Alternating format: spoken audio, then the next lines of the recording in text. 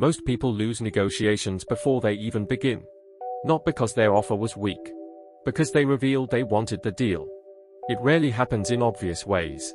No one stands up and announces desperation. Instead, it appears in small signals. A reply sent too quickly. A second message sent the same day. An eagerness to confirm the meeting before the other side responds. Each action looks harmless, but together they reveal something important.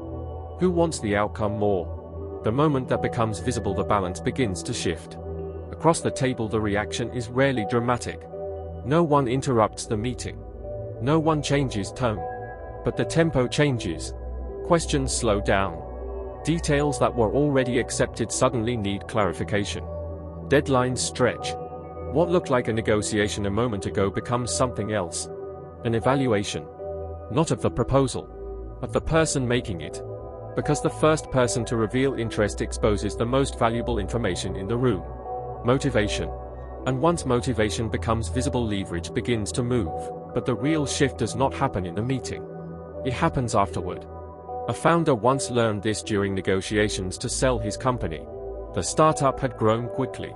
The product was strong. But the company was running out of time. Investors wanted liquidity. Cash reserves were shrinking. When a larger company showed interest in acquiring the business, the founders moved fast. The first meeting went well. The executives asked careful questions. They studied projections. They showed interest but remained controlled. Nothing was promised. Nothing was rejected. The conversation felt balanced. Then near the end of the meeting, the founder made a small comment. A sentence meant to sound confident. "We are excited to move forward quickly." The words were simple. But the room changed. Not visibly. Just a quick glance exchanged across the table. The meeting continued.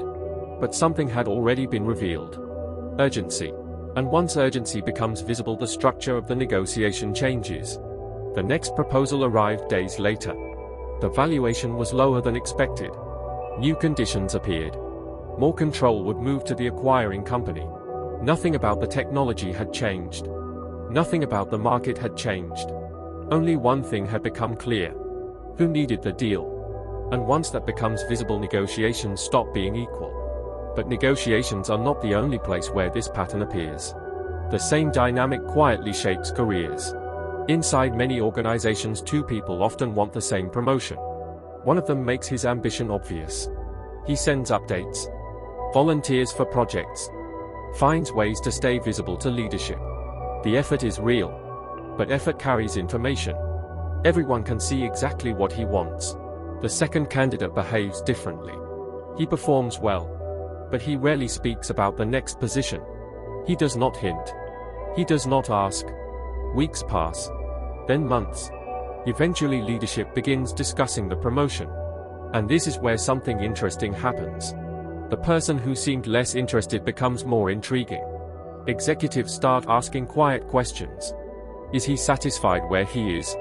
Would she even accept the role? Is someone else trying to recruit them? Uncertainty appears. And uncertainty changes behavior. When people believe they might lose access to something valuable, they begin moving toward it. Conversations shift. Interest grows in the direction of the person who never chased the opportunity. Not through effort. Through distance. Experienced negotiators understand this instinctively. They rarely rush to close agreements, even when they want the outcome. Instead, they allow silence to exist. Hours pass before a reply. Sometimes days. To someone inexperienced, that silence feels dangerous. It feels like the opportunity might disappear. And that feeling creates pressure. Another message. Another attempt to move the conversation forward. But each movement reveals something the other side is quietly measuring. Desire. And visible desire changes the balance of power. Because the moment one side reveals urgency, the other side gains time. And time creates leverage. The same dynamic appears in leadership. Some leaders respond to everything immediately. Every message. Every request. Every problem. At first it looks efficient. But over time a pattern forms. Everyone learns exactly where decisions happen. Every issue begins moving toward that leader. Soon they spend their days reacting. Constant movement. Constant pressure. Very little control. Other leaders behave differently. They do not rush to intervene. Questions accumulate before they respond. Silence forces people to think longer before asking for attention. Requests become more precise. Problems are filtered before reaching them. Because access feels limited. And limited access changes the behavior of everyone around them. When that leader finally speaks, the room listens carefully. Not because the voice is louder, because it appears less often. This reveals a discipline most people never develop. Resisting the instinct to move first. When something matters, the natural impulse is to secure it immediately. Confirm the deal. Push the opportunity forward. Lock the outcome before it disappears. But every unnecessary movement exposes the same thing. How much you want the result. And in environments where influence matters, that information is extremely valuable. Because once desire becomes visible, the structure of the situation changes. From that moment forward, the person who moved first is no longer controlling the pace. They are protecting something they already revealed they need. And the person who remains still is the one deciding where the negotiation ends.